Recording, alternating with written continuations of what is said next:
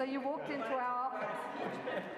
I think that my colleagues on the Republican side better start remembering that they do not serve at the pleasure of the president, but they should have a calling to the power of the people, and they seem to have forgotten that. I thought the best illustration of that was when the second to last vote at the night at 1 in the morning, maybe they were too tired, but they literally voted against allowing Justice Roberts, a conservative icon, to make the decisions about the witnesses. We finally tried that after trying desperately to get it on the record that we could get the documents from the Defense Department or the State Department.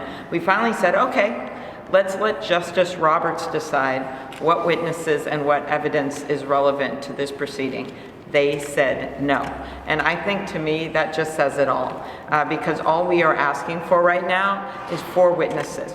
I am a former prosecutor. You cannot have a trial without witnesses and evidence. They have allowed for 0 witnesses, 0 documents, and 0 plus 0 equals 0 justice. We need relevant witnesses to what happened. And yesterday, the House managers made an incredibly compelling case about the fact that these career diplomats, career military people came forward and said, over and over and over, set the alarm bells off. Something is seriously wrong here. You have a president that is putting his partisan and his political and his private interest in front of our country's interests. And that was the case they made. And I was just shocked that our Republican colleagues, some of them are looking down at their shoes. They know very well. I have been with them on trips to places like Ukraine. In fact, with Senator McCain, and we stood on the front line with those Ukrainians who have lost so much standing up for their democracy. And how can they be on the side of saying, oh, it's okay to sell out Ukraine in front of the world while Vladimir Putin is watching? That just doesn't seem to me where they are in their course. And I guess the time will tell whether or not they want to get to the bottom of what happened here. I am used to going, practically 24/7.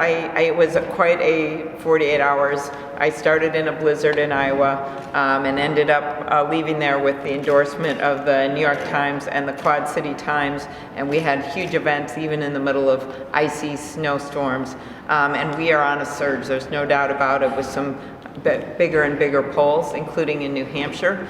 More and more endorsements. I now have more state legislators and former state legislators than anyone in Iowa that's running for president. And so I just have to hope that that kind of grassroots campaigning is going to last. Like, it's not something where you just bring in one celebrity. It is built to last. As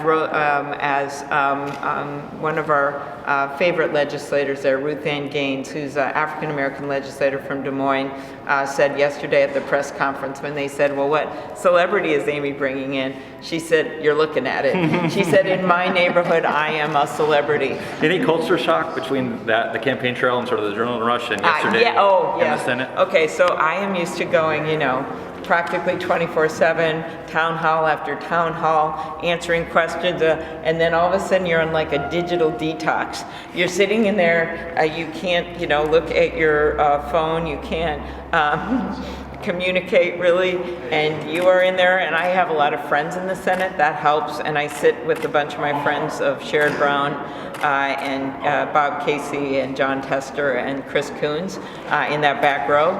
We've sat together for a long time, but it's a moment of reflection about why I'm doing this and what our democracy is all about. And there is a relation here, because this hearing, just like my quest to become president, is about a decency check. It is about a patriotism check. And if I don't leave now, there'll be no check. All right, okay. Thank you very much, Senator. Thank you. All right, thanks all. Right.